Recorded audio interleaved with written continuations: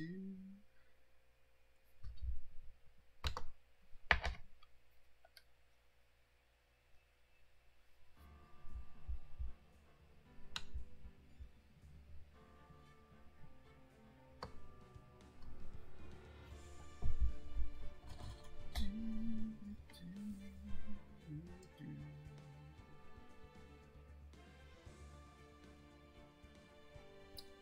my drink.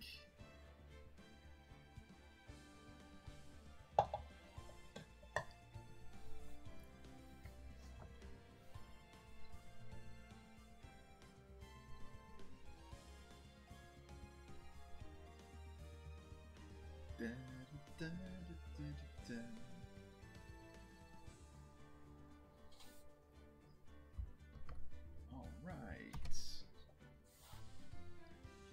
here we go. Welcome everybody to a new episode of the Stormer Show.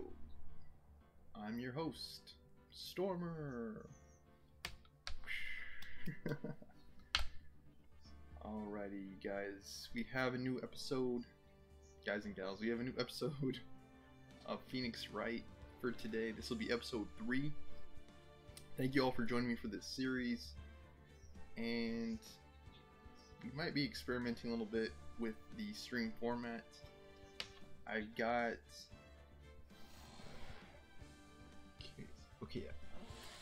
I got a new headset with the microphone. Oh, let's see if I can show you guys. JBL, not sponsored. I actually had to buy it, but it would have been cool if they could have sent one, but it's okay. But anyways, I think what I could try is having audio only. Let me know either way what your preference is, your chat or whispers, and I guess you can also tweet at me too, Stormer Show for that matter. But yeah, I could try pure commentary with that microphone and see if it's easier for you guys to pick up my voice. But if you prefer having me on the screen, yeah, I'm fine either way. But without further ado, here we go. Alright. The main advantage that it would have of hiding my webcam is it can let you see more of this, more of what's happening on the screen. Like, for example, if we just look at what we can currently see, it looks like my face is covering up one of the options. Like, you can only see 3 options on your screen. New game, continue, and options. Like, my webcam is hiding the exit game option. And if I were hiding my webcam, then you could see that too. But without further ado, let's begin. We've made it to episode 3, which is actually episode 2, day 2 trial. Turnabout Sisters. As a reminder, Mia was murdered, sadly, and her sister was framed. Her sister Maya is the top suspect. Okay, September 7th, 10 o'clock a.m. District Court. This is courtroom number 1. And of course, thanks for watching.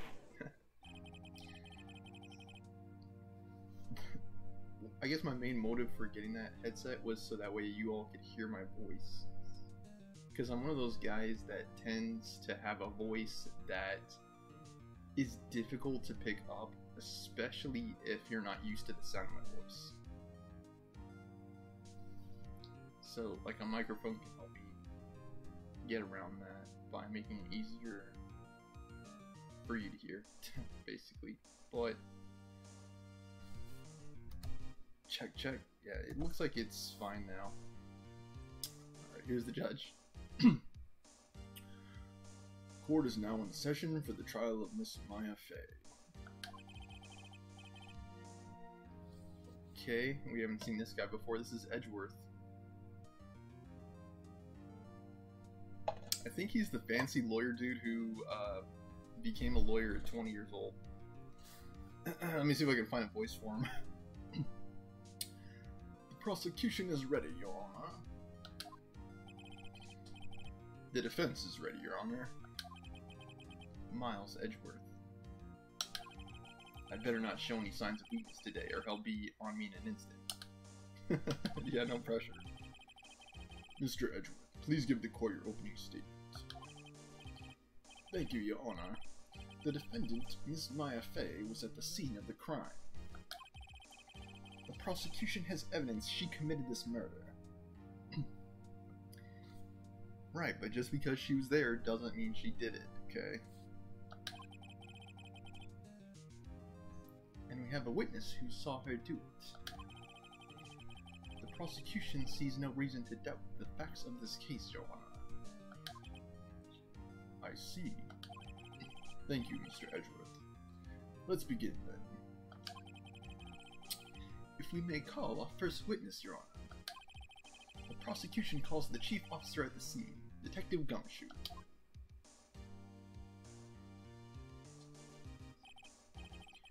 Witness, please state your name and profession to the court. He's dressed like he's like from George Washington's times. He's got that scarf around his neck. I can't remember what it's called from War and Peace, but it was common attire in those days, and for some reason he's wearing it. Taking us back to the old days. Sir, my name's Dick Gumshoe, sir. I'm the detective in charge of homicides down at the precinct, sir. Detective Gumshoe, please describe for us the details of this murder. Very well, sir.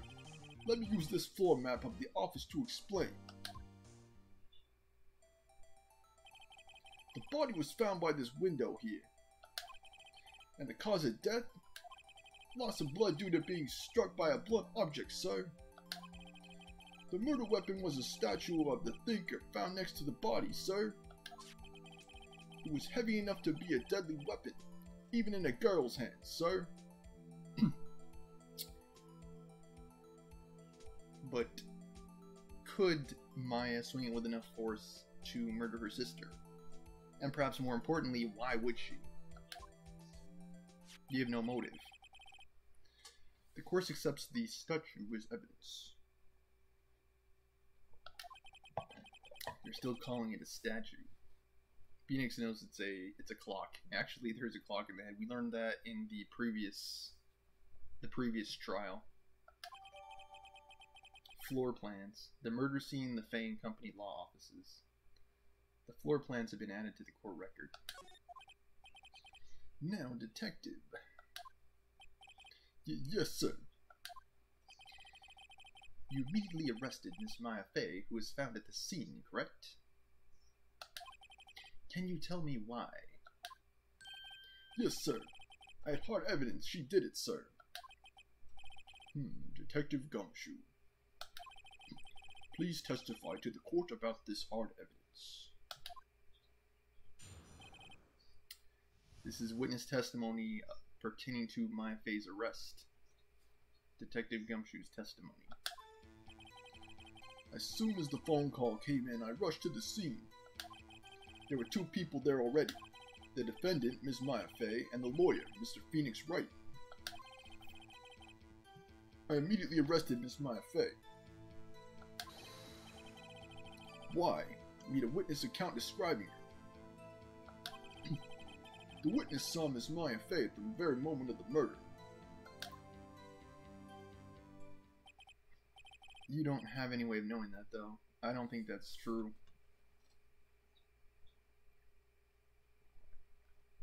Because Detective Gumshoe wasn't... He wasn't there at the time of the murder, so he would have no way of knowing that. He's making an assumption. The very moment, you say. Yeah, that's what he says. Very well, Mr. Wright. You may begin your cross-examination. Yes, Your Honor. Cross-examine what?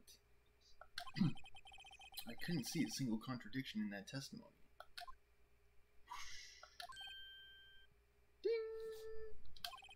Hey, Maya just threw something at me. Is it a crumpled note? What's this? What's this? There's magic in the air. When my sister couldn't find any contradictions in a witness's testimony.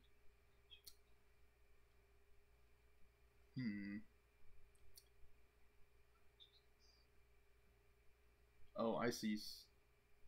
Wait, was this written by Maya? Yeah, I guess so. She would bluff it and press the witness on every detail. Or maybe it was written by Maya about her. Yeah, I guess it was written by Maya about Mia.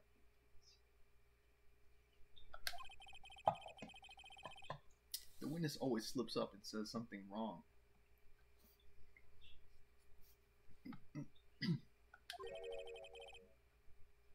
Just use the Chewbacca defense. It worked lots of times.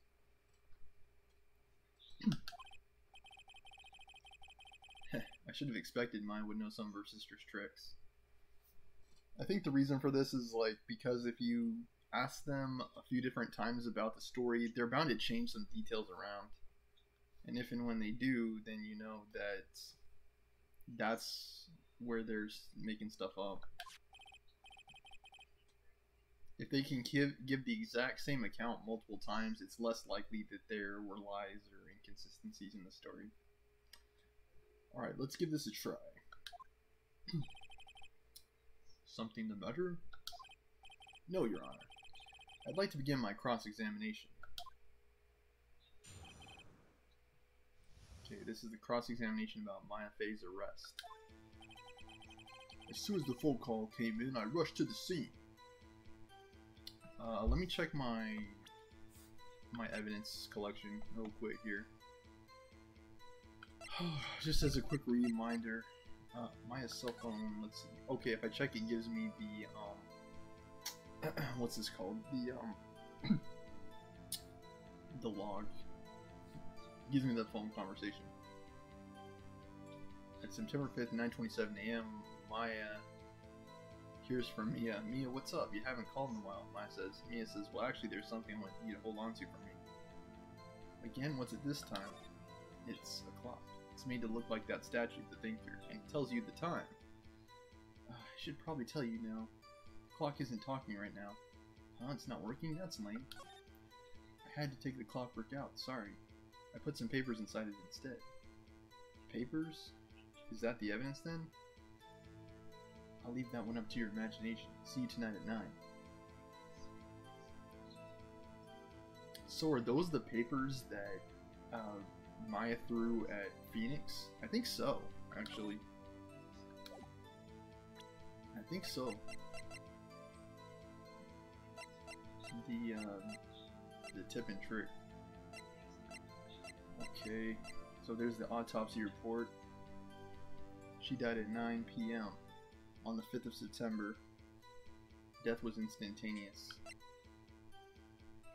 Maya's cell phone, which we just checked. Glass shards. The broken remains of the glass light stand. It's broken beyond all recognition. The thinker, the murder weapon, looks like a statue, but it's actually a clock. Made by Larry Butts. The wiretap found in Miss May's hotel room. I don't yet know the significance of the wiretap, but that doesn't mean that it won't yet. That doesn't mean that its true value and meaning won't at some point be revealed. The receipt is a department store receipt with letters written in blood on the back. Then the floor plans. The murder scene, the Fane Company law offices. Okie dokie. And strangely, it doesn't show me where the body was. Yeah, which is kind of a bummer. As soon as the phone call came, with the cross-examinations, it helps if I like break down what they say. As soon as the phone call came in, I rushed to the scene. So I'm looking for anything that he's saying that I can contradict. or ask him to provide more details on that could potentially cause him to expose himself. There were 2 people there already. The defendant, Miss Maya Fey, and the lawyer, Mr. Phoenix Wright. I immediately arrested Miss Maya Fey. Why we had a witness account describing her. So that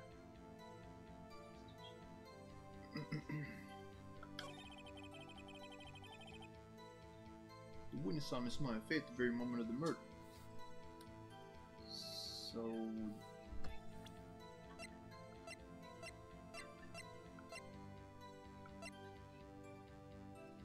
wiretap.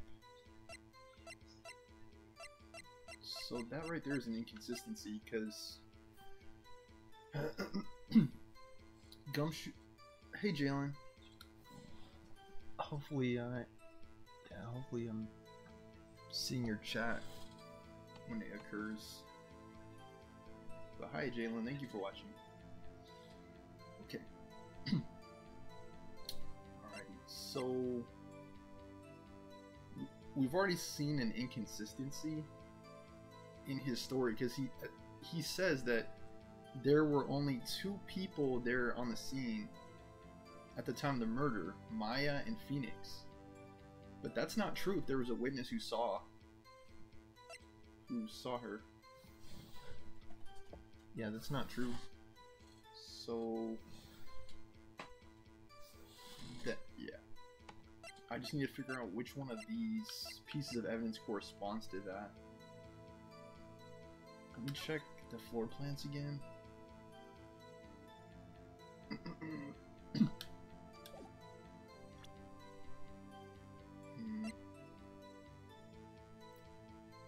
Department store receipt. Attorney's badge.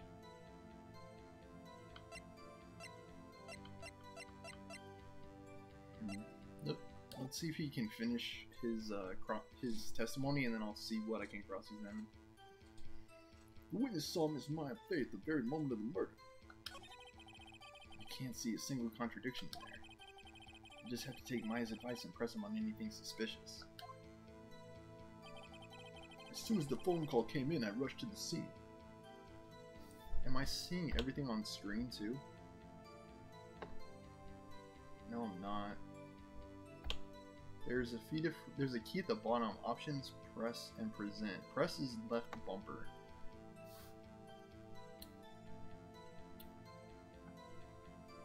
The 2 people there already. The defendant, Miss Maya Fey, and the lawyer, Mr. Phoenix Wright. Hold it! There actually were 3.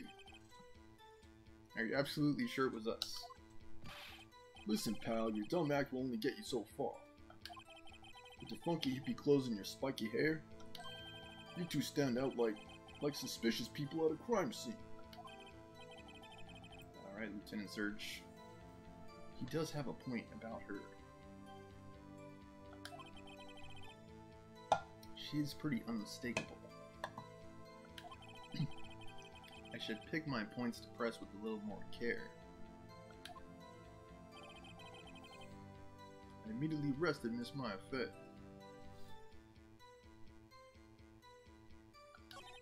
Why we had a witness account describing it. The witness saw Miss Maya Fey at the very moment of the murder. Okay, let me press this then, because yeah, there's already an inconsistency. First, it was there being only 2 people at the scene. Technically, there must have been 3, because there was a witness who says they saw what happened. Let me try pressing it here. The witness saw Miss Maya Fey at the very moment of the murder. Hold on, just 1 second. Yeah? If I heard correctly, you said you arrested her because you had hard evidence she did it, correct? Huh? Did I say that? Me? I heard you say it. You did say it. You said it? Exactly what about the suspicious woman in pink's claim was hard evidence? What? Miss May isn't suspicious, and she sure isn't pink, pal. Well, I guess she is pink. That's enough, Detective Gumshoe. Do you have any more solid proof other than her claims, Detective? I guess pressing can have its advantages. Yes. Gah. Sorry, I got the order of things mixed up in my testimony, Your Honor, sir. There is something I should have told you about first, Your Honor. Very well, Detective. Let's hear your testimony again. Hard evidence. What hard evidence is there?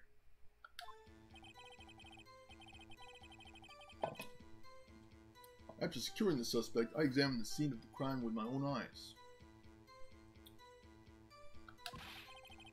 I found a memo written on a piece of paper next to the victim's body. On it, the word Maya was written clearly in blood. Lab test results showed that the blood was the victim's. Also, there was blood found on the victim's finger. Before she died, the victim wrote the killer's name. I still don't know how we even know that. Like, how do you even know Mia wrote that? You don't. That note could have very easily been left by the murderer, by the way. How you like that? That's my hard evidence. Before we begin cross-examination, I have a question for you, Detective. Your Honor?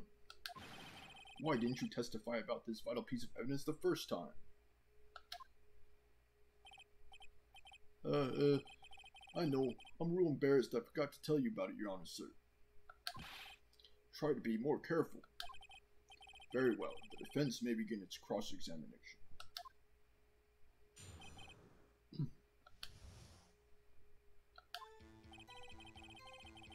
Okay, so here's where we break it down. After securing the suspect, I examined the scene of the crime with my own eyes. There is no reason to question that. I found a memo written on a piece of paper next to the victim's body. Okay. I'm pretty sure he's the one who found it. Like, I'm pretty sure that he is the one. Okay. Hold on, guys. Sometimes the computer that I'm using to track your chat with goes offline. When that happens, I can't see your chat. Come on. Connect.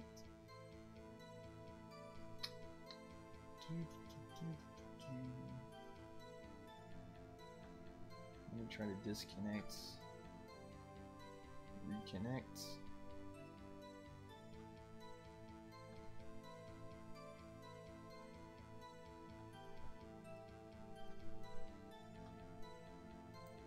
Yep. It might be an older PC thing too. Maybe it is. Okay, I found a memo written on a piece of paper next to the victim's body. Gumshoe says. On it, the word Maya was written clearly in blood.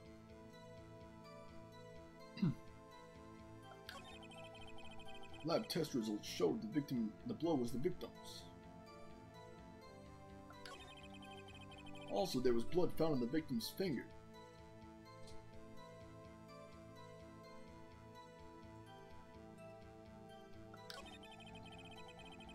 Before she died, the victim wrote the killer's name. Is this what I press him on?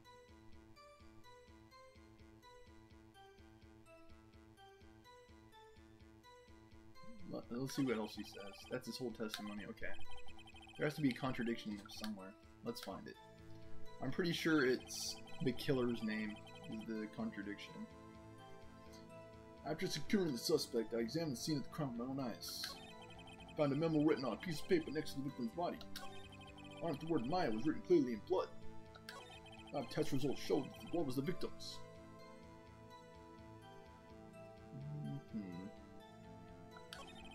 Also, there was blood found on the victim's finger.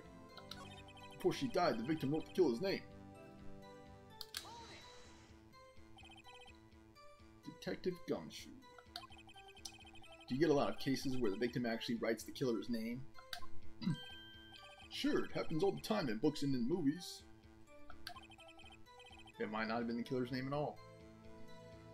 This isn't a movie, detective. This is real life in a video game. Oof. Let's talk about reality, shall we? Well, I guess I haven't heard of many cases, no. Don't you find it a little odd that the victim would write down a name? Especially the name of her own sister? Well, yeah, actually, you got a point, pal. Stop right there. Oh, great. Edgeworth's coming in hot. The witness's opinion of the matter is irrelevant.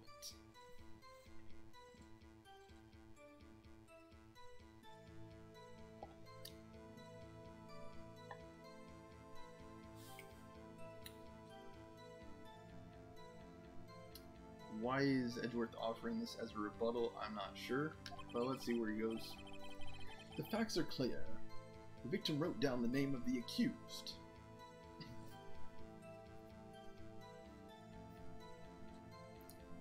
This is really all we... Well, even this we don't really know, right? We don't know that it was written by the victim.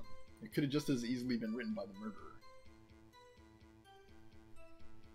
I have to be right back. Gotta go to the bathroom. Keep your thinking caps on. Let's see where Edgeworth's objection breaks down.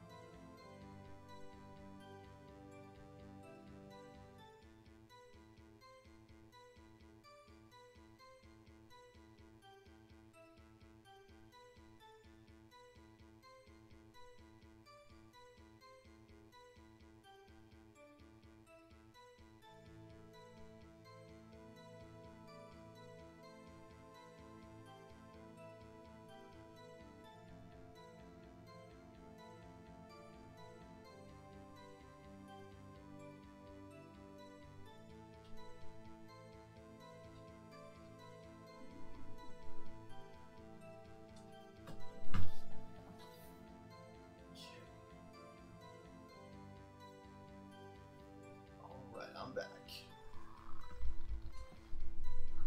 Okay.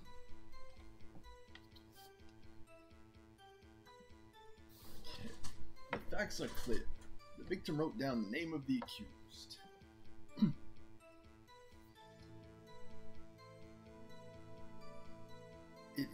It is the name of the accused. That's all we really know. That's all we know. The victim told us the name of our killer. Okay.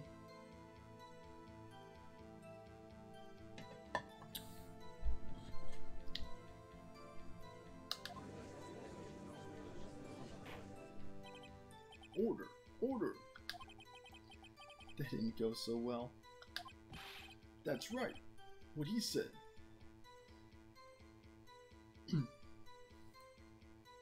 So number one, we don't know that Mia wrote that. And number two, it's only the name of the accused. We don't know that it's the name of the killer. Like, we have no way of knowing that. That's a huge assumption to make. Especially for a crime for a accusation this serious. That's his whole testimony. Okay, there has to be a contradiction in there somewhere. Let's find it. Okay, I see. So Edgeworth.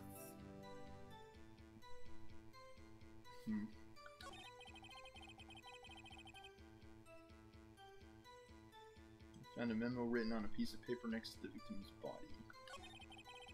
Yeah, and Edgeworth. I wonder why I wasn't able to recuse Edgeworth. I don't know. But yeah, apparently there's something else to contradict here. The word "mile" is clearly written in blood. Okay, lab test results showed that the blood was the victim's. Also, there was blood found on the victim's finger.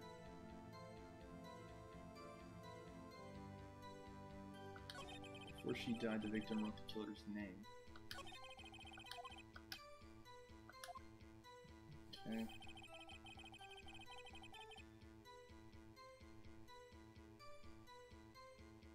Is this it? Securing the suspect? He was there at the crime scene, right? So we have no reason to doubt this. I found a memo written on a piece of paper next to the victim's body.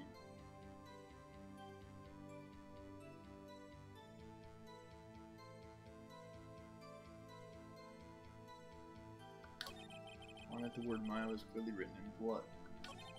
All this is true. Lab test results showed the blood was the victim's.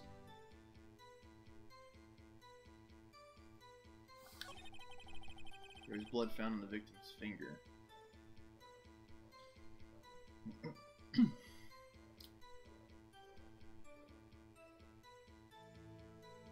Maybe the connection. Let me see if I do it here. Is it the connection?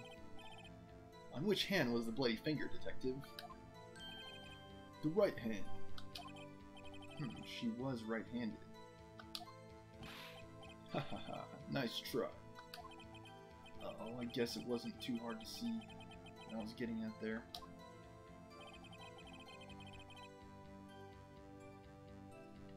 I already tried this. Do I need to present some evidence?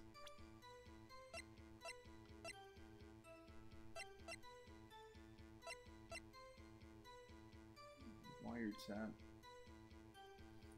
Why is this even significant, though?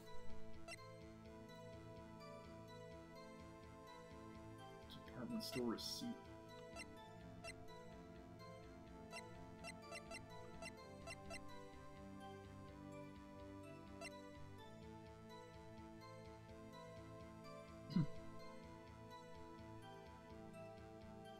Can I present this autopsy report? Okay, yes, I have to object. Okay, that makes sense. Yeah, so it makes sense to me now. If she died instantly, yeah, she'd have no way of writing it. Detective Gumshoe. There's one thing I want you to clarify for me here. You say that the victim, Mia Fey, wrote this note. That she was accusing the defendant, Mia Fey. That's really what you're saying? What? This isn't one of those lawyer tricks now, is it? Of course she wrote it. Who else could have? You have it backwards, detective. Backwards? The victim is the only person who absolutely could not have written it. If she died instantly, she couldn't have. This is a report from your department, detective. Immediate death due to a blow from a blunt object. She died immediately. But... No but in your way out of this one, detective. Yeah, I had to present evidence there. I had to object. Order, order. The defense has a point.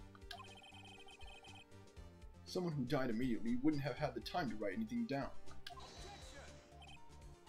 Mr. Wright, I beg your pardon, but when exactly did you obtain that autopsy report?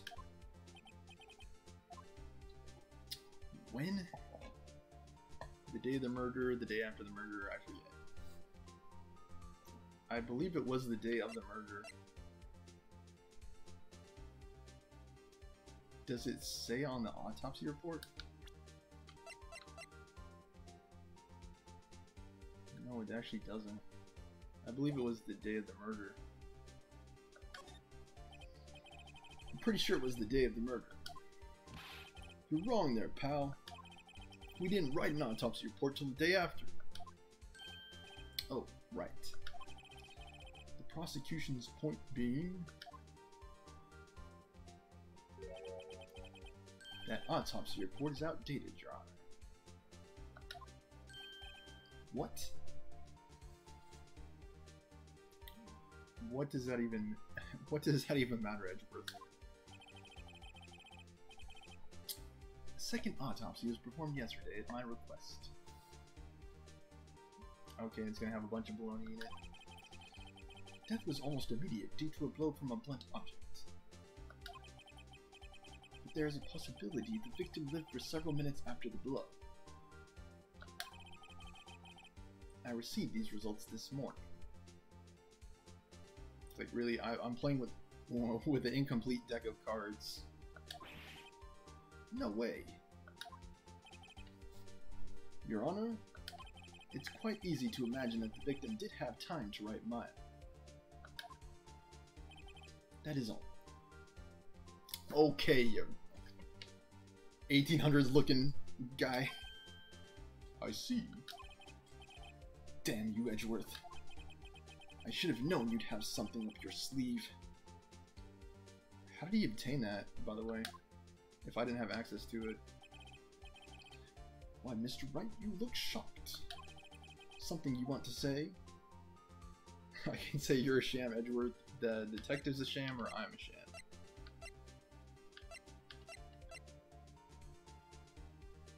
Does it really matter?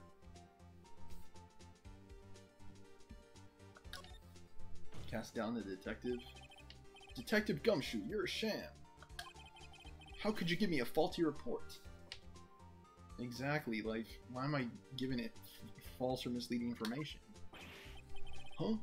I thought. Detective Gumshoe. I'm disappointed in you handing him the wrong report like that. I'm sorry, sir. You're at fault, Detective. This isn't going to look good on your evaluation next month. What? Your Honor, I submit this report to the court. Understood. The court accepts the evidence. Autopsy report updated in the court record. Mia's autopsy report now reads that she died from a blow by a blunt object, may have lived for a few minutes after being hit. What does may mean? I don't know. Like, did she or did she not have a few minutes? That could be important. Well, Your Honor, the evidence strongly suggests the victim was identifying the killer. Okay.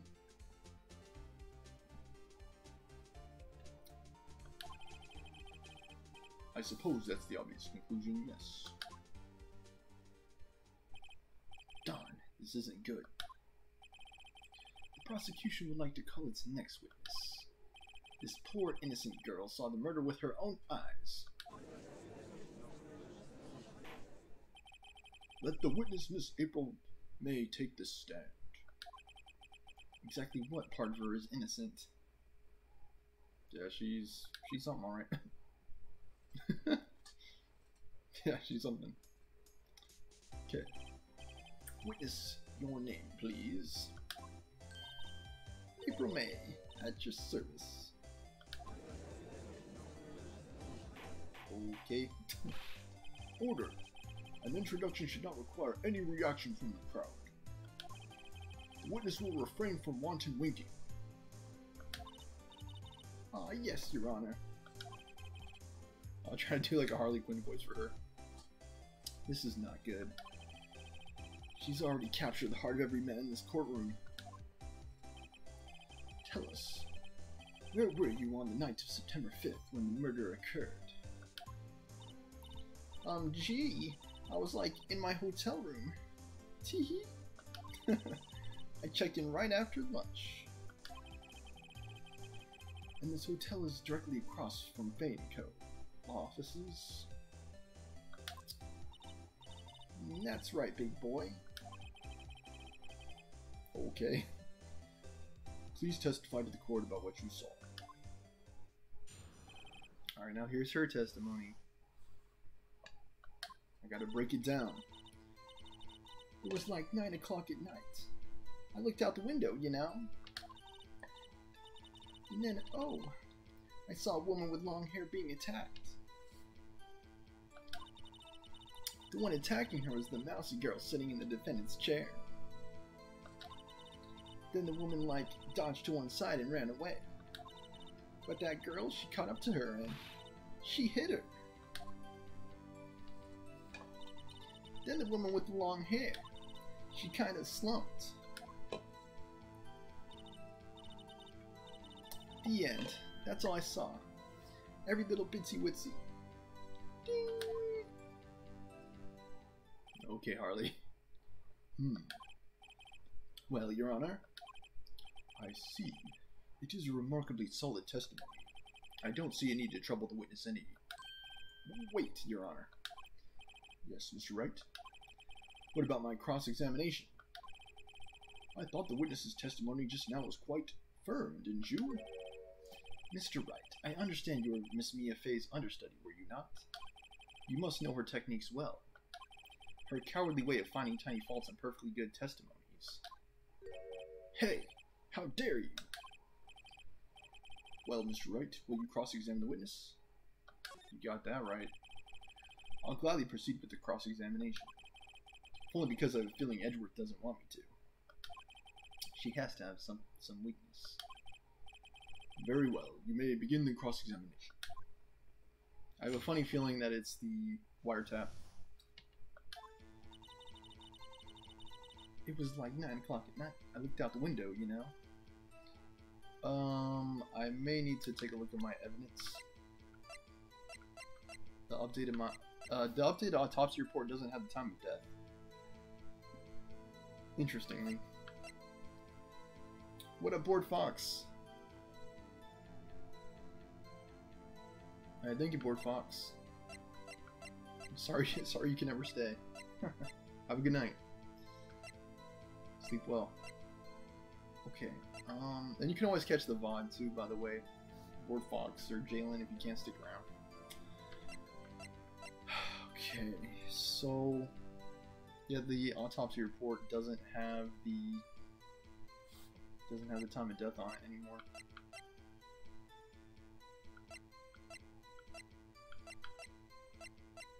Alright, let's let her continue. Oh, I saw a woman with long hair being attacked.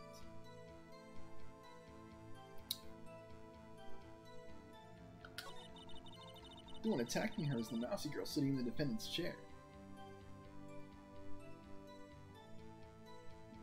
Is it the wiretap? And when do I object?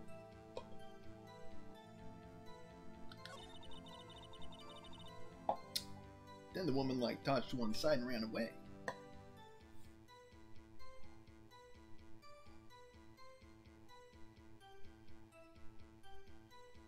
I think I can press her on this, right? Because there's an inconsistency there. Because if she was arrested right away by Detective Gumshoe, she couldn't have ran away. But the girl, she caught up to her and she hit her.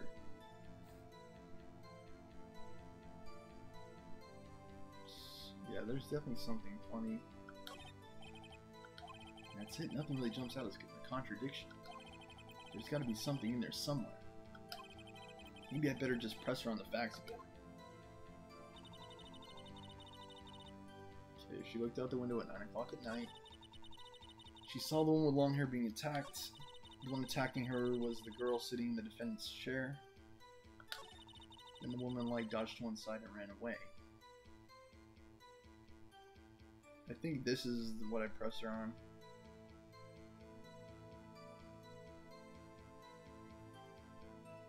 Up to her and hit her is the next thing.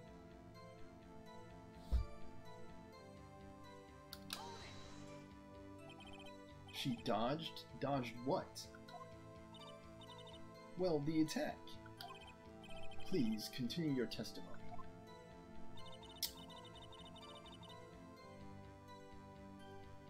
Okay, she hit her. It could also be this too.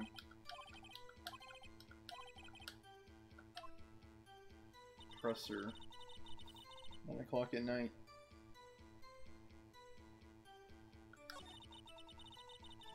The long hair being attacked.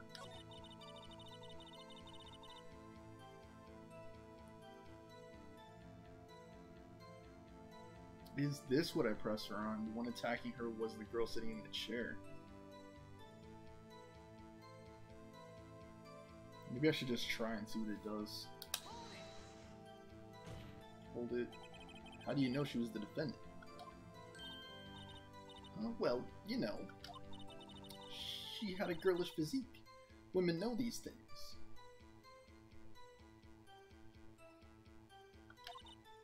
Look, I just know, okay?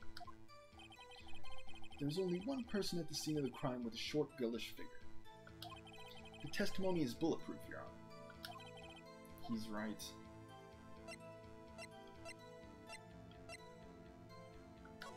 You gotta question it. Hold on a minute. That testimony stinks. What? Miss May, I'm willing to bet that... Yeah, it's not that she saw nothing. She definitely saw something, but I think she's not telling the truth. Are you telling the truth? Did you really see the defendant?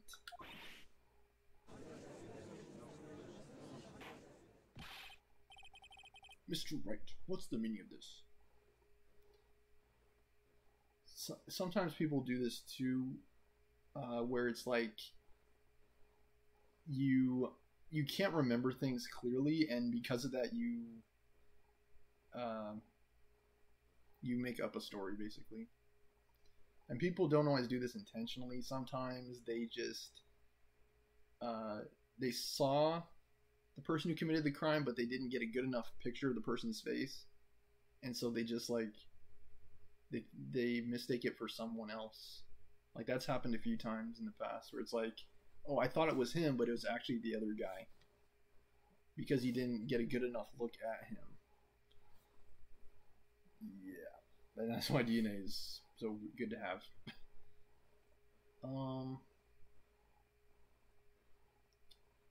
Yeah, sometimes our memory changes too over time, where it's like you forget things and then your brain creates an alternate story to take the place of the one that really happened, because your brain simply is erasing some of those elements. And this happens like all the time in real life, where it's like those connections in your brain just wear out over time. You just forget. And yeah, sometimes it's like the person isn't trying to, the witness isn't trying to do anything malicious. It's just that they just can't remember. And sometimes there may be an ulterior motive, but yes, what is the meaning? Somebody tell me, because I'm clueless about this, I mean. Okay. If you'd really witnessed my client, Maya Fey, you would have noticed her clothes before noticing her physique. It's kind of a ghoulish expression that she has. She's got that, like, what's it called? Like a slasher smile, like, psycho smile.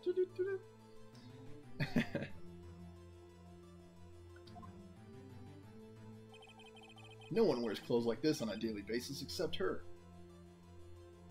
So where's the inconsistency there? I don't know. I'm no expert on fashion, but her hairdo looks far from normal to me.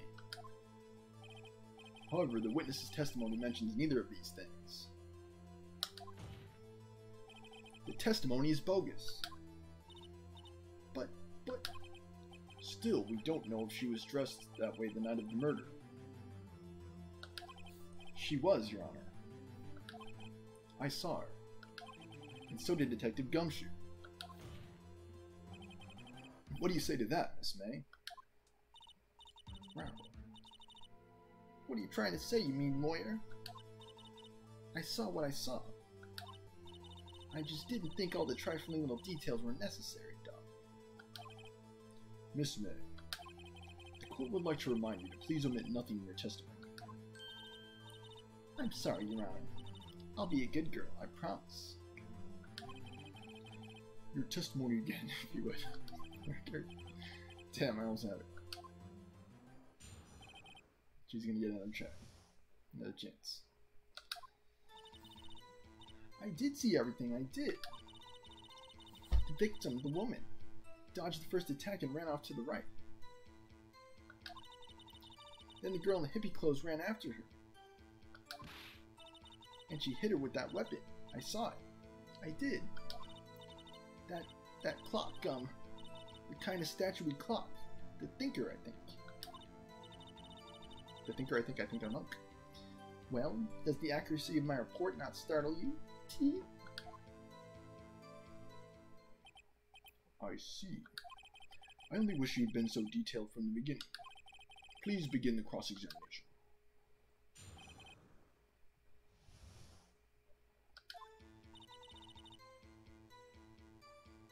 Okay, so here's where I might have an objection for.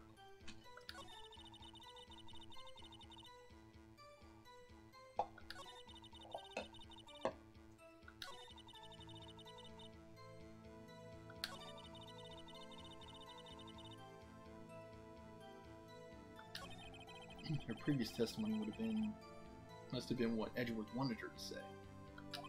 So this was the testimony in her own words. Time to press and squeeze the truth out of her. Figuratively, of course.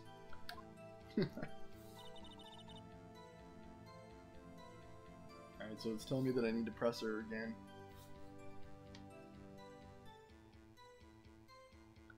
Okay.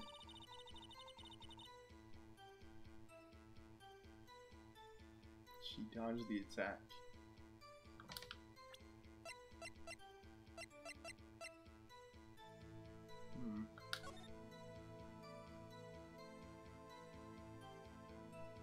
Maybe I can present this. If she ran off to the right, wouldn't she be out of view?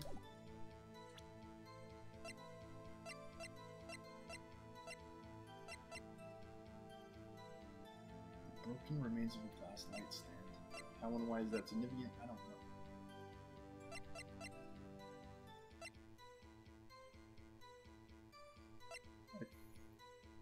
She ran off to the right.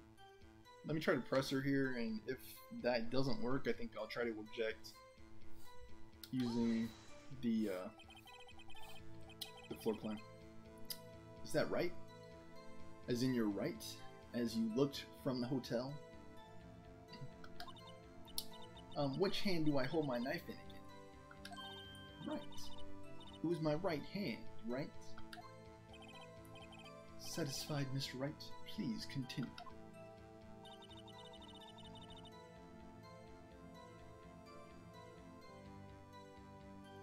Then the girl in the hippie clothes ran after her. Hit her with the weapon. I saw it. I did. I did see it put it down. She's hit her with the weapon.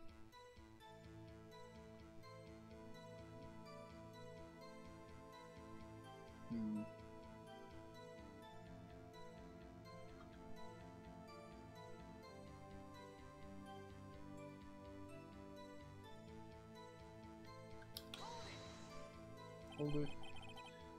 Where did this weapon come from? She picked it up from the desk. I see. What sort of weapon was it? That clock. The kind of statue clock. The Thinker, I think. The previous testimony must have been what Edgeworth wanted her to say.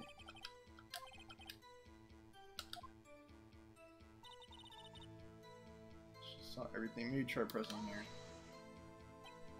So you saw me then too? Of course. I'd remember that spiky hair anyway. Spiky? The witness will refrain from personal attacks on the defense attorney. Ah, was I a bad girl? I'm sorry. Dang her. Very well, continue.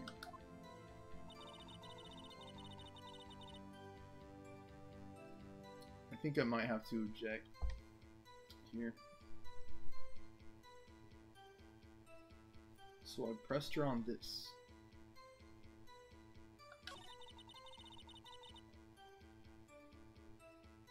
Let me try pressing her on this. How convenient for you to remember her hippie clothes. That's what you... I mean, that's what she was wearing. Oh, and her hair was all done up like a bun. What happened then? I've already questioned her on this, right? She hit her with a weapon.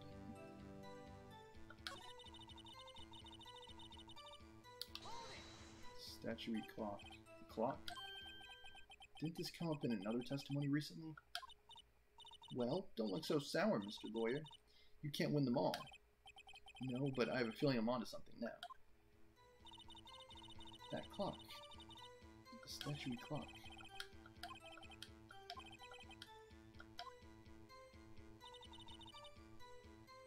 I have to use the bathroom. I'll be right back. It might be the wiretap. Put your thinking caps on.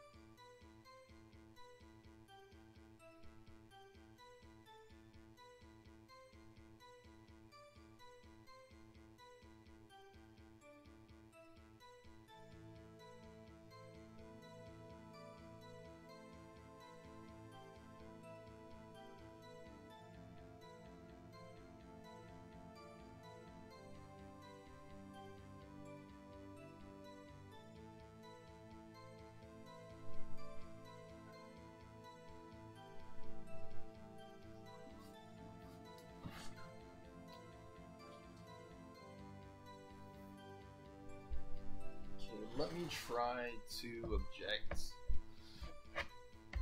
when she says that she saw her after she goes to the right.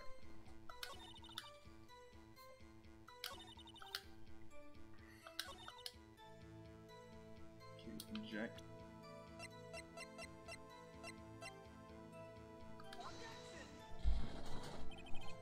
This evidence clearly reveals the contradiction in that statement, Your Honor. How exactly are that evidence and statement just now related? They aren't, are they? Not at all.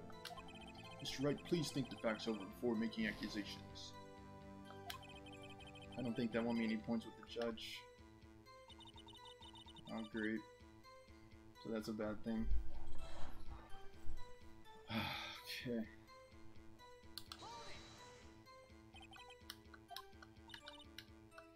Picked it up from the desk.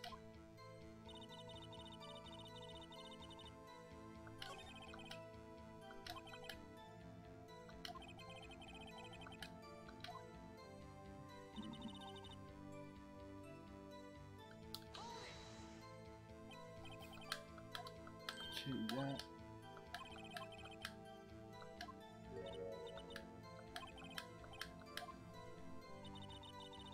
She dodged.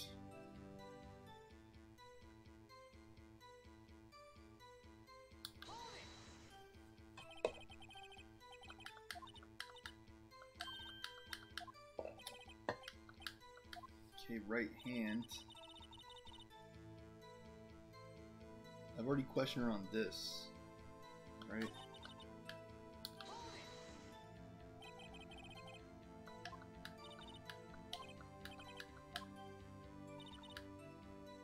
Okay, maybe it's... She said she picked it up from the desk, right?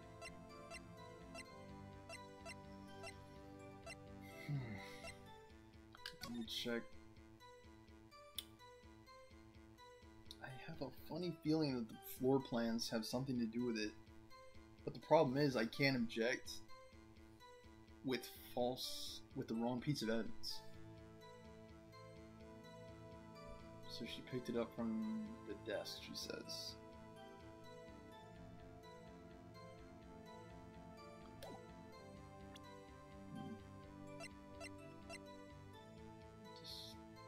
This department store receipt.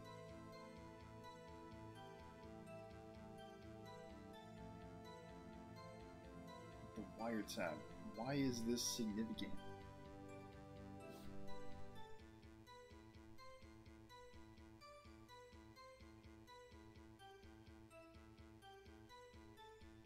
What if I object and present this? Your Honor, that statement contradicts this evidence. It does?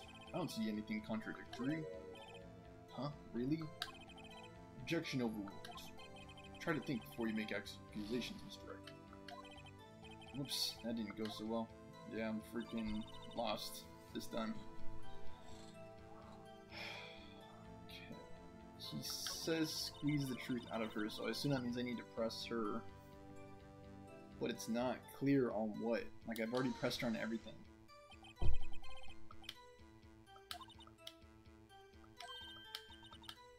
Yeah, her right hand.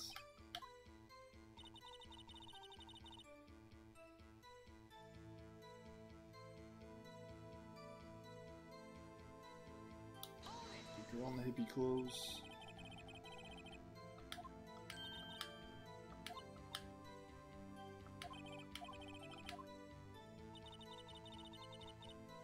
Hit her with the weapon.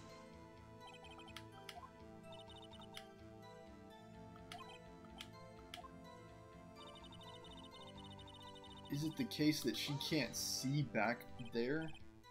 Is that the case?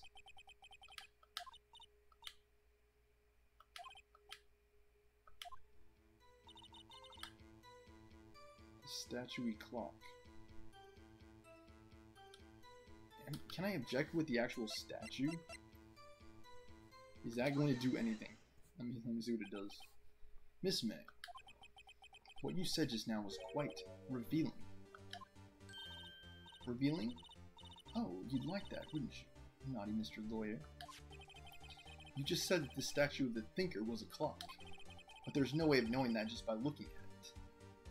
Okay. Another person in much the same position as you recently called this a clock, too. And he was found guilty of murder.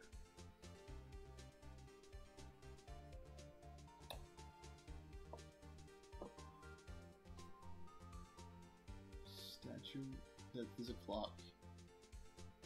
Yeah, I guess you'd have no way of knowing that just by looking at it.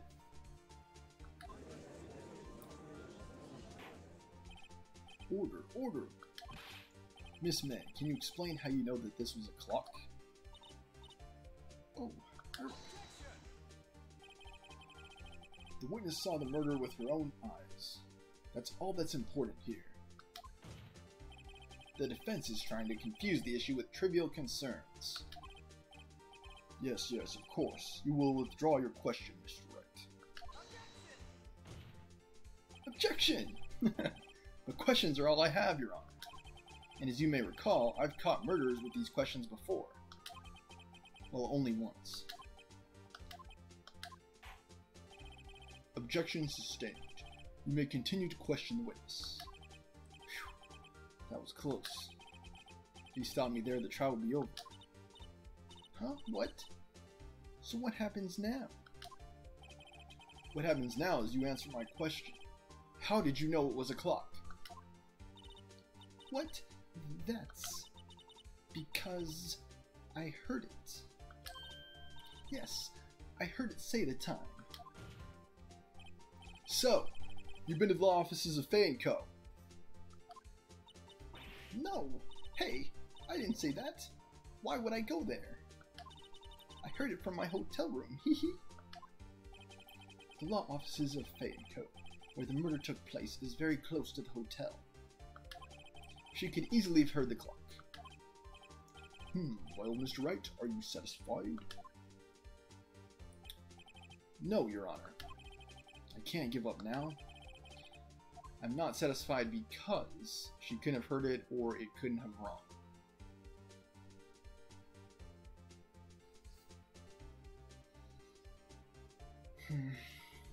She couldn't have heard it or it couldn't have rung. What reasons do I have to believe that she couldn't have heard it?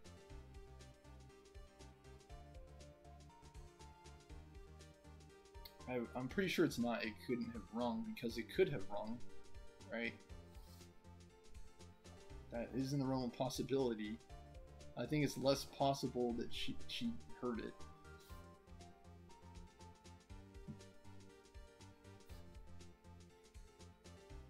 Couldn't have rung. If it was the case that it didn't ring, how do I know that? Like, how do I know that? I don't know. I'm sure she couldn't have heard it. You're at the hotel. There's no way you could have heard a clock go off in the building next door. You have proof that she could not? Amateurs, amateurs. Listen to me, Mr. Wright. In the courtroom, proof is everything. Without it, you've nothing. You are nothing. And to nothing you shall return. Well, thank you very much, Edward. Then I would like to propose a test to see if she really could have heard. The prosecution denies your request. What? On what grounds?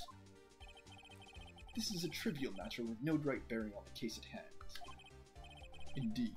Objection sustained. Damn. Time to switch directions. Quick. Ready to proceed, Mr. Wright? No, Your Honor. I can't give up now. I'm not satisfied because... Okay. Your Honor, members of the court. It is inconceivable that the clock in question rang. It's empty, it's broken, or the batteries are dead.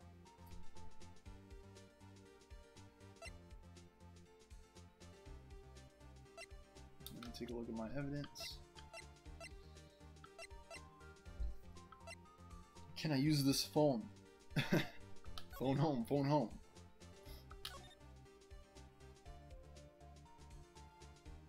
Oh.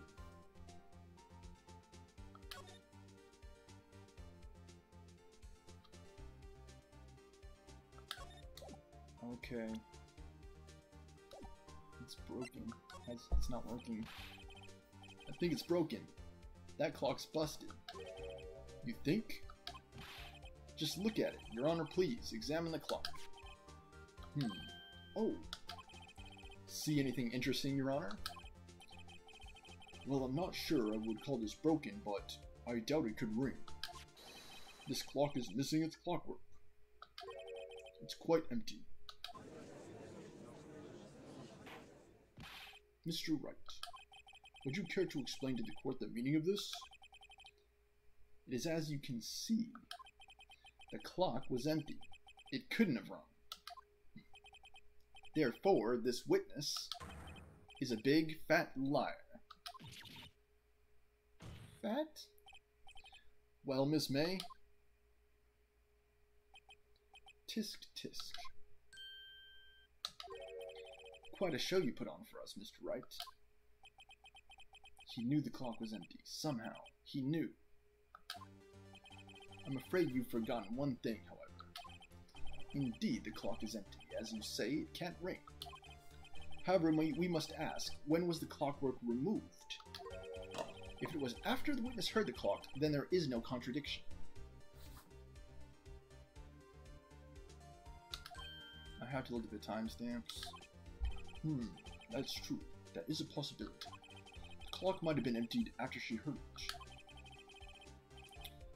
And that is exactly what happened. Well, Mr. Wright, can you prove when the clockwork was removed? Ho ho, impossible, of course. I have proof. What? Wasn't it you who told me proof is everything? You revealed my trap card. Well, I was listening. And now I'll show you the proof you like so much. The evidence that proves when the clockwork was removed is... I believe it's a cell phone. This is at 9:27 in the morning. Yeah, I'm pretty sure it's the cell phone. Take a look at this. That's a very cute cell phone. Ooh, you have a girly phone. Wait. This isn't my phone. Listen. This is the defendant's cell phone, and it contains a recording. A recording of a conversation she had with the victim on the day of the murder. Order. The defendant's cell phone? This wasn't brought to my attention. Aha, gotcha, Edgy. Perhaps Detective Gumshoe overlooked it. The good detective better remember he's up for evaluation soon. I gotta say, I'm starting to feel bad for the big fella. Let's hear the conversation. So you just want me to hold on to the thinker for you then? If you could. I should probably tell you the clock isn't talking right now. Huh? It's not working? That's lame.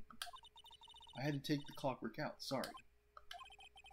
That's September 5th at 9:27 a.m. Your Honor, I think this makes it clear the clockwork was already gone by the time this was recorded. Which was well before the witness even arrived at the hotel. No. Well, Miss May, would you care to explain this to the court? Just how did you know that the weapon was a clock? Well, isn't it obvious? I saw that clock before. What store was that again? I go to so many. Oops, I forgot. Ding! So the witness has seen it before. That would make sense. Does the defense have any objections, Mr. Wright?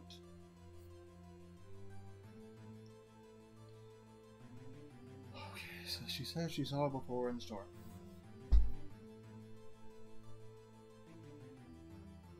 Let me take a look at my evidence real quick.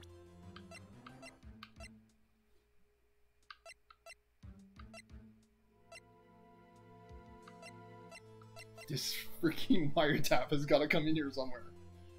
I'm just afraid to object with it at the wrong time again because I don't want to lose the case.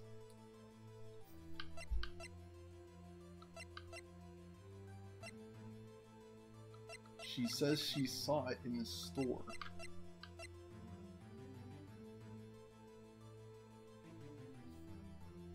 She saw it in the store, she says. Yeah, she saw it in the store. He looked like a man. Mad TV reference there.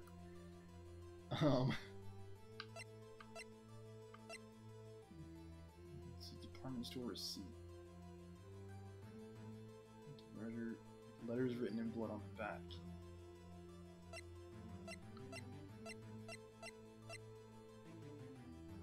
Last light stand. It's broken. She says she saw it in the store, though.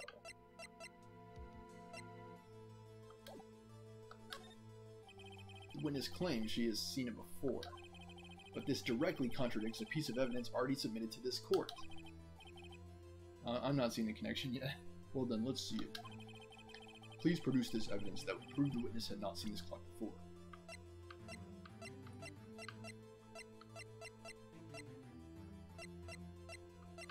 She's seen it for the very first time.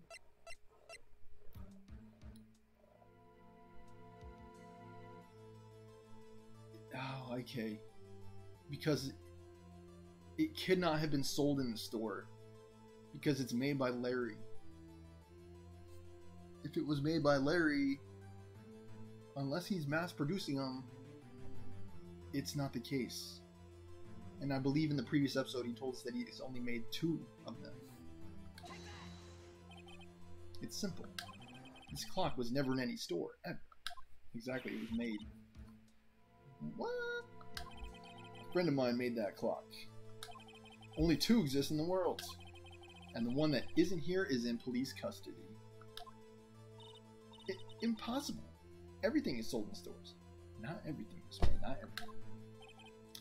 Miss May, I think it's high time you went shopping for a better excuse. Oh, excuses not on sale today? Oh, oh, oh. Is she going Super Saiyan?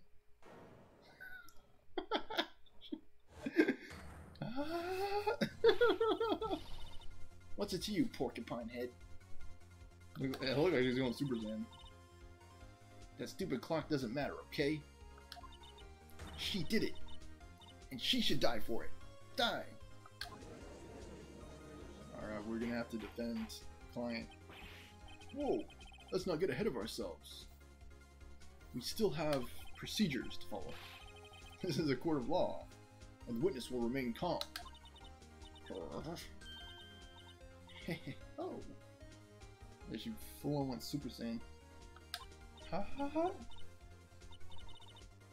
Silly me. Did I, lose it?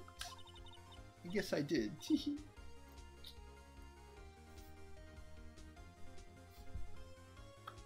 That tee-hee definitely reminds me of something. I don't know. I think SpongeBob. Yeah, SpongeBob in the Fry Cook Games episode. Scary. She was just going Super Saiyan there for a second. Miss May, let me ask. Tell me, how did you know the weapon was a clock? Oh dear. Does the defense have an opinion on this behavior? Okay, this is it. Yes, Your Honor. Allow me to explain how I see the truth of the matter. Miss April May, you knew the weapon was a clock because you heard about it. You heard about it? The witness had never held the clock in her hands. However, she had heard that it was a clock. She heard? That is correct, Your Honor. There is no other way she could have known the thinker was a clock. And I can show you the proof. Well, this is interesting. Let's see it then. Show me evidence proving that the witness had heard the murder weapon was a clock. Boom. Oh, jam. Have a look at this. Oh, that. I found this in Miss May's room.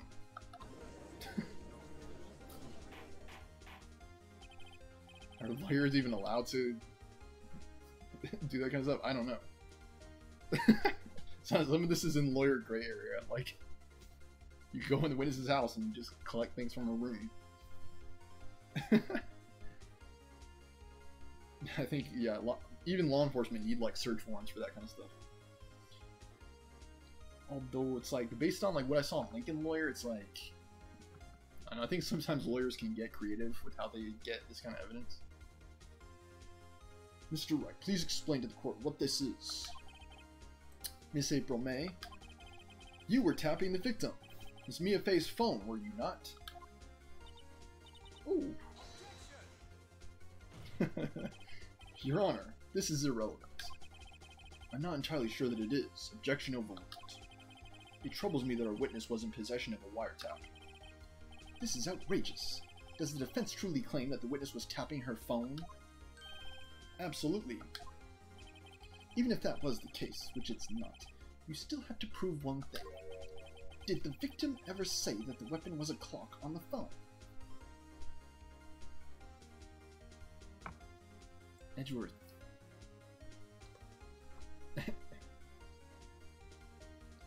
Did the victim ever say that the weapon was a clock on the phone? It doesn't necessarily have to be the victim, by the way. She could be fed information by any source. Okay, it doesn't necessarily need to be the victim. Can you prove that? I think not. Oh yeah? I think I can. Simple. What? It's more like, what?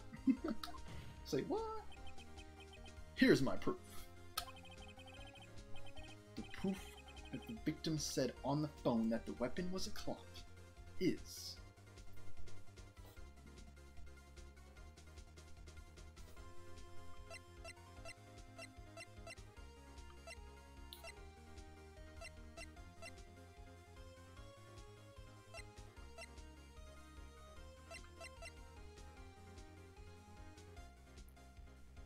Is it the cell phone?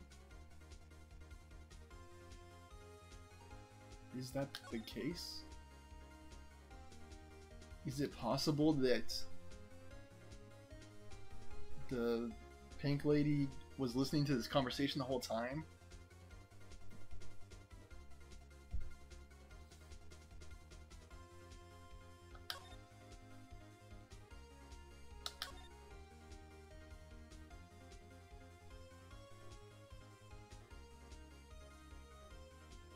She was listening.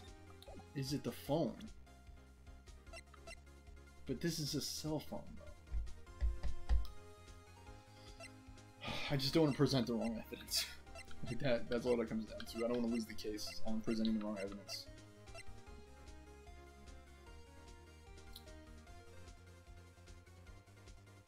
The thing about my cell phone is that the phone call occurred in the morning. And at that point, it wasn't a weapon.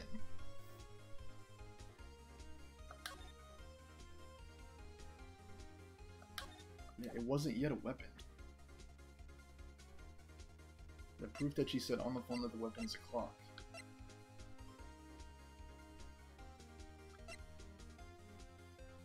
Is it the wiretap again?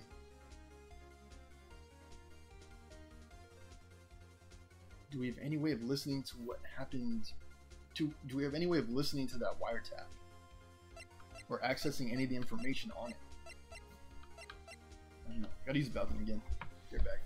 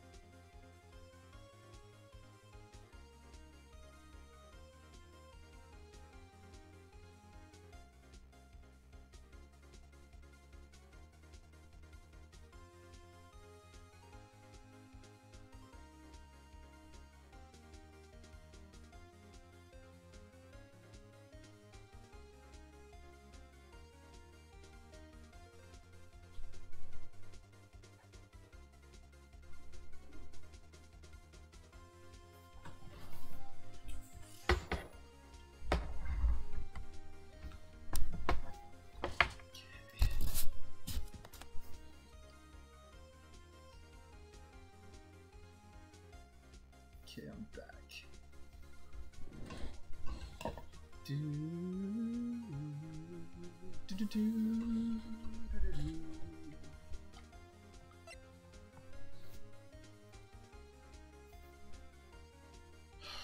The proof that the victim said on the phone that the weapon was a clock.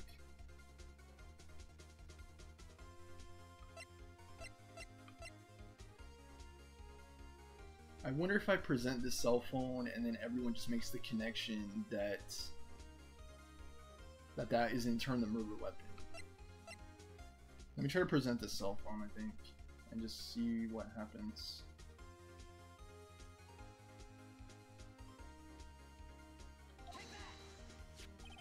I present the defendant's cell phone. Yes, we've seen that. Listen once more to the conversation between the defendant and the victim. Mia, what's up? You haven't called in a while. Well, actually, there's something I want you to hold on to for me. Again, what is it this time? It's a clock. It's made to look like that statue, the Thinker, and it tells you the time. So it's like maybe the connection is made through the cell phone conversation that she's listening to with the wiretap. That is the murder weapon. Miss April May, you used a wiretap to listen to this conversation. That's how you knew the Thinker was a clock. Am I wrong?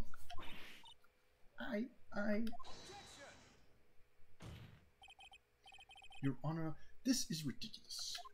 Complete masquerade. Your Honor, look at the witness' face. Does she seem amused to you? The defense demands an answer.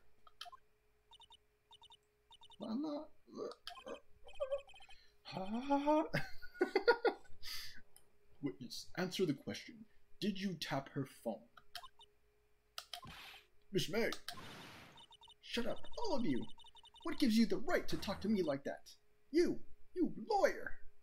Dang, she's about to go on the warpath.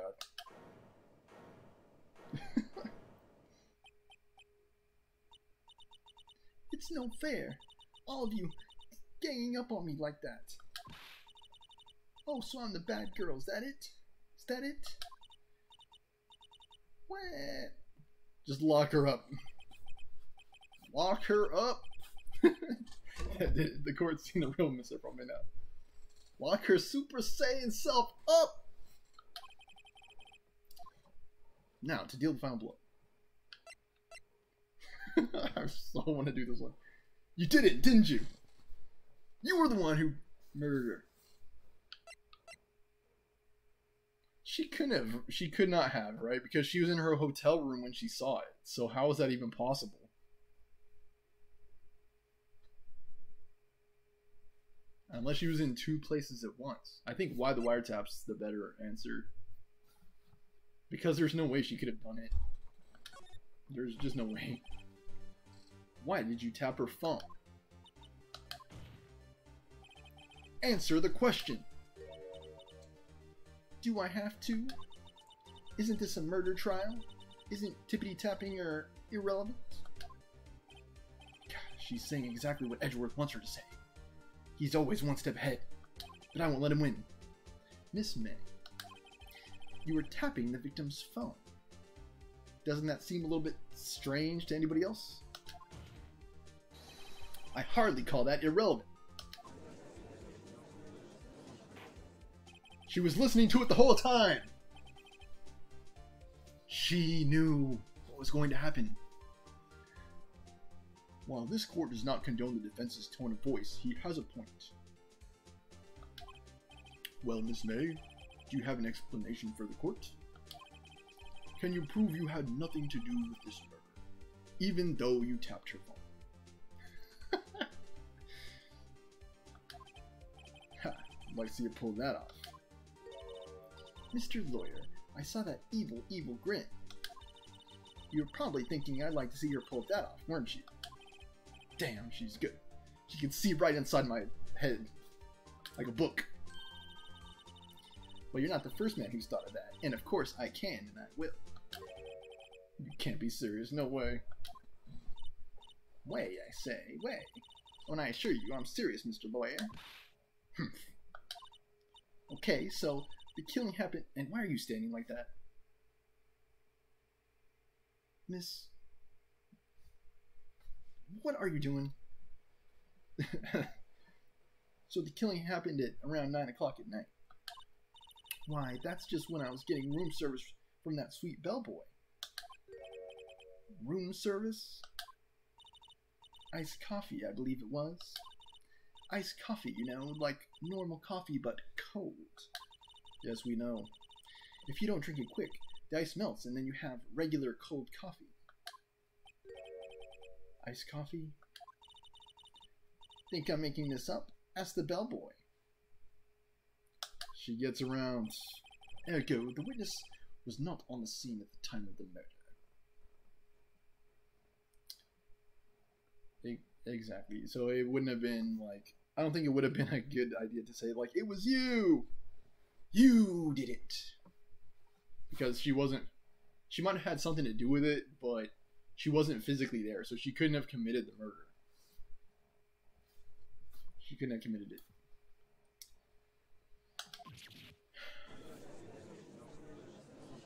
Exactly, so there's something I'm missing. So where does that leave us? It is my great displeasure to inform you that the witness appears to have been tapping the victim's telephone. However, that is a separate crime with no bearing on the current case whatsoever. Her testimony stands.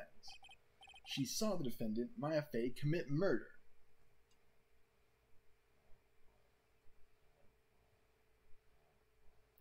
I do think that is what I have to cast doubt on. Because the fact of the matter is, it wasn't Maya who committed the murder. We know that already. So, why is he saying that it was Maya who committed the murder? No, they're going to let her just walk away. There's no way I can win this unless I tie Miss May to the murder somehow. Well, does the defense have anything to say? Well, come on, think. Call the bellboy. Call the bellboy or continue examining Miss May. I think I should call the bellboy.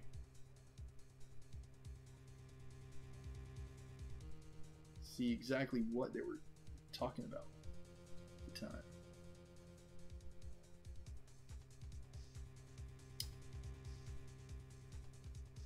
Miss May. Is there any other information I need to get out of her though? No, I think I hit a dead end. I think when it comes to the wiretap. All I can tell you is that she wasn't physically in the same room. She wasn't in the same room when Mia was murdered. Let me call the bellboy. The defense would like to call the hotel bellboy as a witness. There's something suspicious here, and I'm going to get to the bottom of it. I think you've sunk in quite low enough already. I object to calling the bellboy. Can he even do that? Why? What's your reason? Because I hold that the wiretapping had nothing to do with the killing. However, if you agree to one condition, I'll consent to calling this witness. Condition? What is your condition, Squidward? Or, Squilliam. Squilliam, what is your condition? If Miss April May's alibi is not called into question after you examine the bellboy,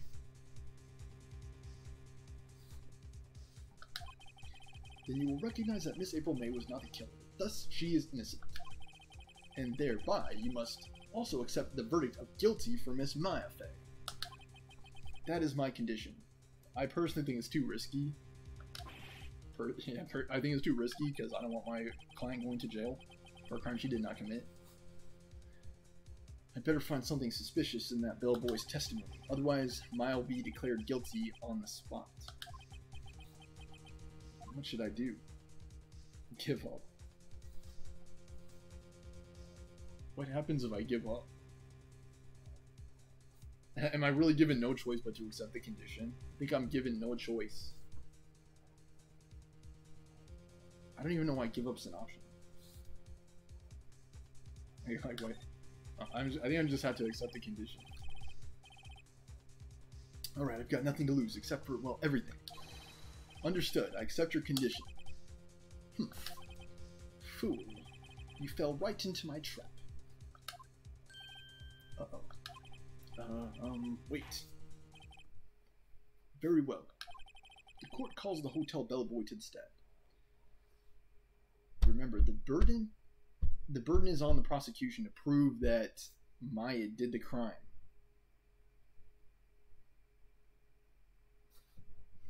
So, and as far as I'm concerned, that has not yet been proven. So why would she be declared guilty? I believe we're ready for the witness to testify. He certainly does look like a bellboy. Yes, sir. I received your summons in the middle of work, sir. I'm happy to be of service. My tea set looks rather heavy, so without further ado... Why did he bring that in the courtroom anyway? The witness may begin his testimony. Very good, sir. Okay, this is the room service. I am the head bellboy at the fine Gatewater Hotel, in business for 4 generations. Dang, that hotel's been doing pretty good then. Good job. I believe I received a call after 8 in the evening from our guest, Miss May. She asked for iced coffee to be brought to her at 9 o'clock on the dot, sir. Ooh la la. I brought it to her at precisely the requested time, of course. And we may have engaged in some lascivious activity. I delivered the iced coffee to our guest, Miss May herself, as well as my stuff in a box. I see. The defense may begin its cross-examination. There was definitely something going on there. Right, I'm ready. I hope. This is it. Here I stand. If I can't prove Miss May was involved with the murder now, Maya will be finished. Okay, so it looks like all I need to do is tie April to the murder. So I don't necessarily need to prove that she did it, but she had something to do with it. The head bellboy for 4 generations. He says he received a call after 8 in the evening from the guest, Miss May. She asked for an iced coffee, brought to her at 9 o'clock on the dot. I brought it to her precisely the requested time, of course. I don't think that's possible because the murder occurred at 9 o'clock. If April says she saw the murder, that wouldn't have been possible if she was meeting with the bellboy at 9. So, can I present evidence contradicting that? Wiretap, thinker... Maybe I could just press him for information. Precisely 9 o'clock then? Precisely, exactly. And most definitely, sir, 9 o'clock. How can you be so sure? Miss May was quite insistent that it be brought there. Oh, bellboy. I like iced coffee at exactly 9 o'clock. Something like that, sir. Therefore, I knocked on her door at the crack of 9, sir. Why would she be so particular about that time? Because that is the exact time that the murder occurred.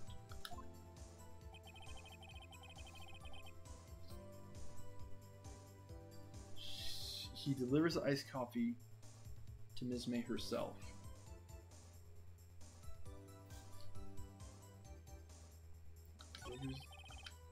This bellboy wouldn't have any reason to lie.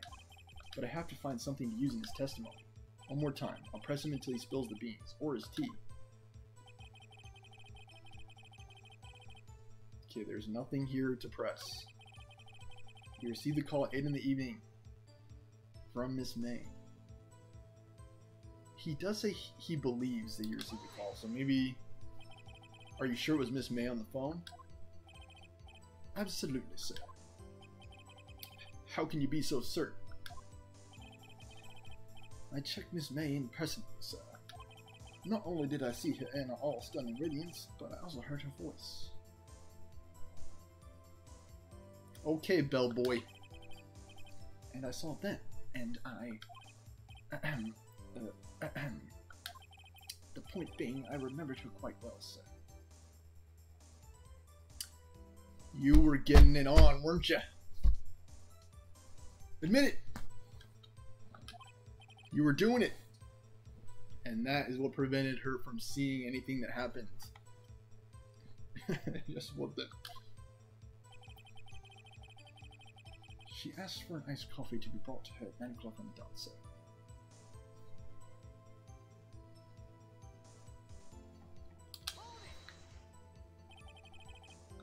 On the dot. She was watching a program on the TV and wished to drink after she finished, sir. The time of the murder.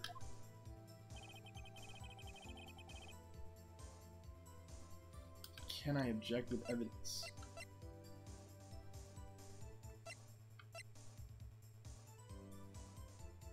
Maybe it's the shards.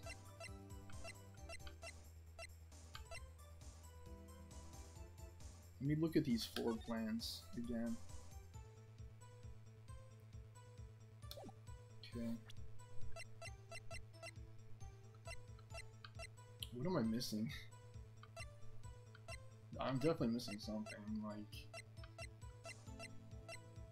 Yeah, he brings it to her, and that's the time of the murder. He delivered the iced coffee to the guest, Mrs. May. I'm still thinking, like, the main breakdown is, like, if he's delivering her coffee at that time, how could she see what happened? Let me see what times I say hold it. Absolutely, sir.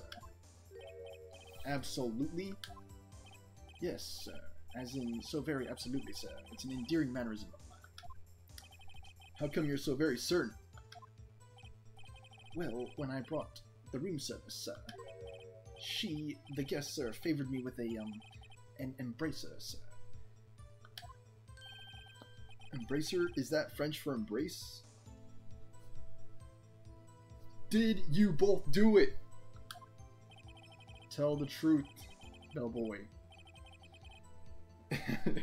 It's French for kiss, sir, but not a French kiss, sir. More of a peck on the cheek.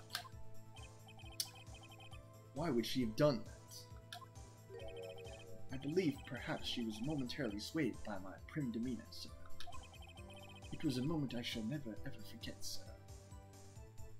It was 2 minutes in heaven, sir. Sounds pretty fishy to me. I think our Miss May was up to something and wanted the bellboy to remember her.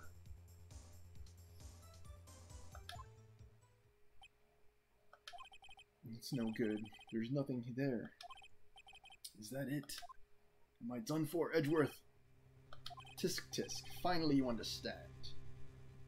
It's all been a part of my master plan. Dang you, Edgeworth. Dang you, Squilliam Fancy Son! This bellboy has absolutely no reason to lie. Now, if you've any decency, you will end this rather tedious cross-examination here. It was a bit tedious. The witness may leave the stand. I can't let this happen, can I? Hold it! Please wait. Yes, does the defense have something to add? One last question. Let me one last question. Your Honor, I must object. This charade of justice has gone on long enough. Now, Mr. Edgeworth. Now, Squilliam. Alright, Mr. Wright. I'll give you one more question, that's all. Okay, no pressure. This is really it now. This is my last chance. What do I ask him about? Check in the room service or the bed making.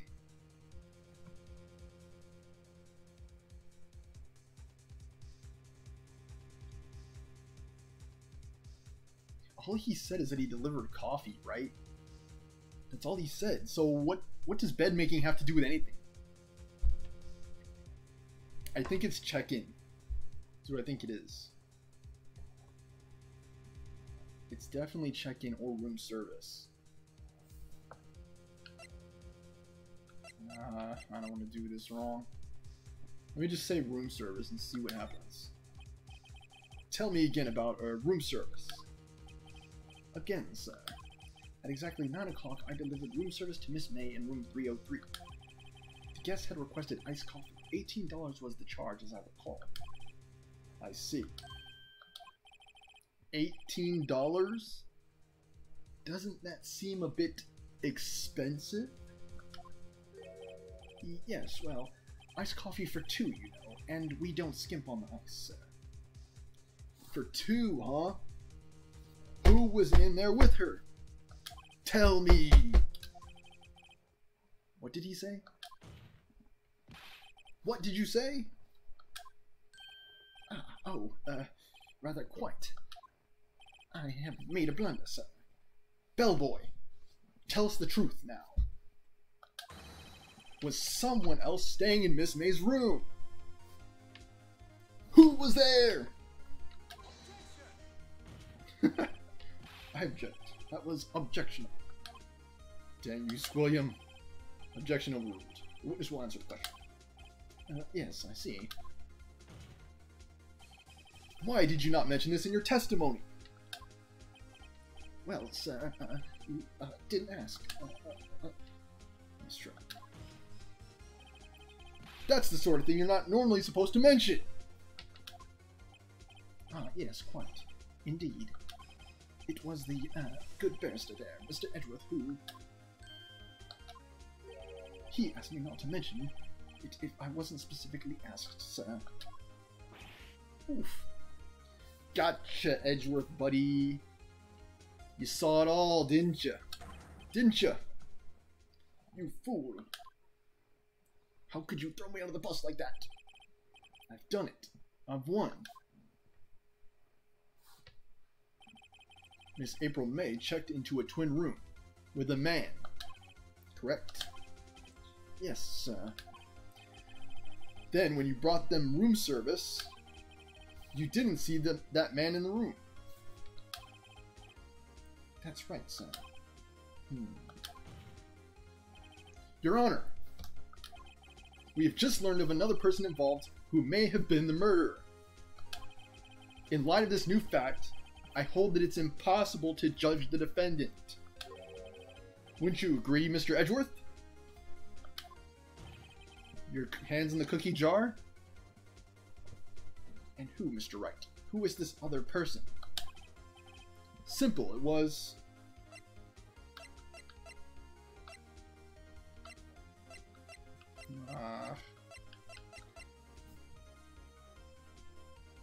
Do I need to present evidence here? No, I can't. There's literally nothing... Glass shards. Glass shards. You're forgetting about glass shards, Edgeworth. That's what you're missing. Glass shards. Maybe glass lights then. Yeah, you're forgetting about the glass shards.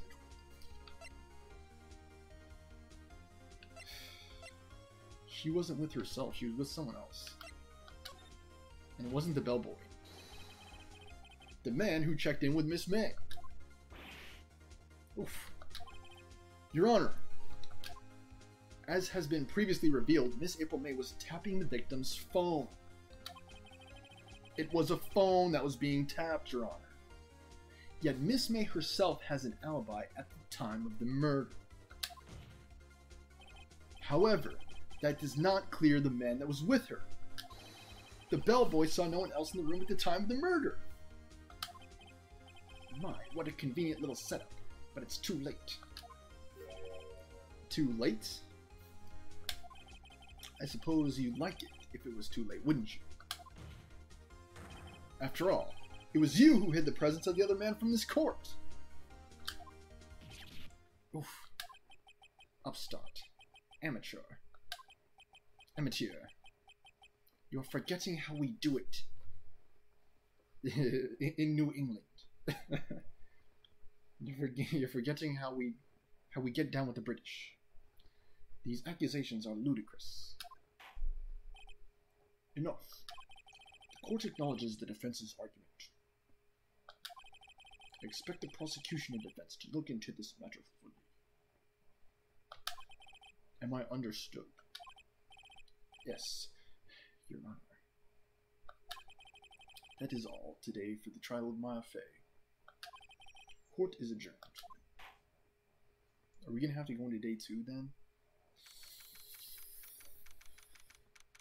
This is September 7th, 2:24 p.m. District Court Defendant Lobby number 1.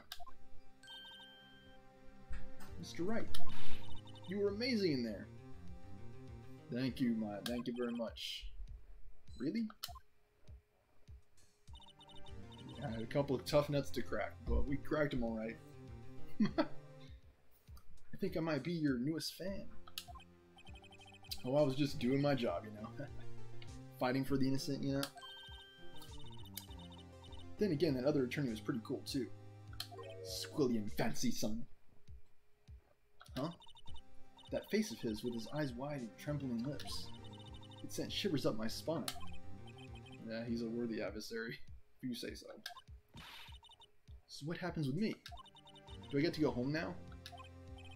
Well... No, I don't think so. Not yet. We haven't got you off the hook yet, Maya, unfortunately. Let's see. But I got a great lead in today's trial. Lead? That man with Miss May. He's the key. Oh, I get it. What happened to Miss May after that, anyway?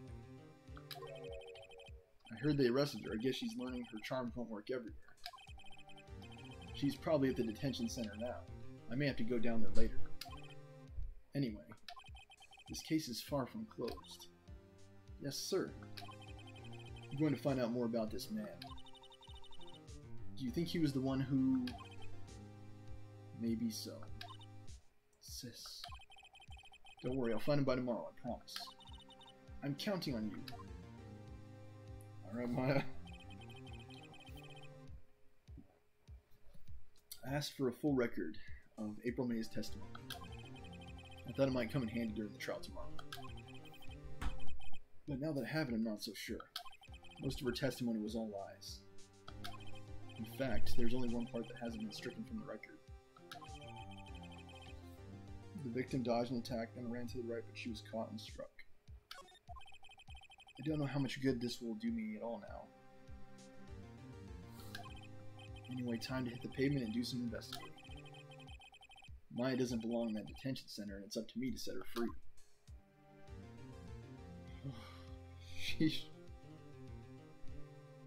To be continued. Oh man, Edgeworth, you give me a run for my money. Yeah, this is day 2's investigation now we're up to. Alright. Well, I think this is a good stopping point for today's episode. I would say stay tuned to see how we wrap up the Turnabout Sisters investigation. Whew. A lot of saves. I might want to start using some of these saves to see what the other options do.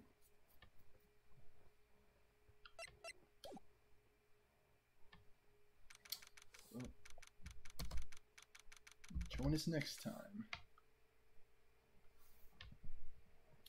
Alright, I think I'll take a quick break and then we'll have reading for today. Thank you so much for watching. I hope you've enjoyed this episode. Phoenix Wright, Ace Attorney. We have got to get Maya free. Yeah, there's definitely missing links. Like, who is the man in April May's room? Why was she wiretapping them? Why did she ask for the iced coffee at that exact time of the murder? And what do those glass shards mean?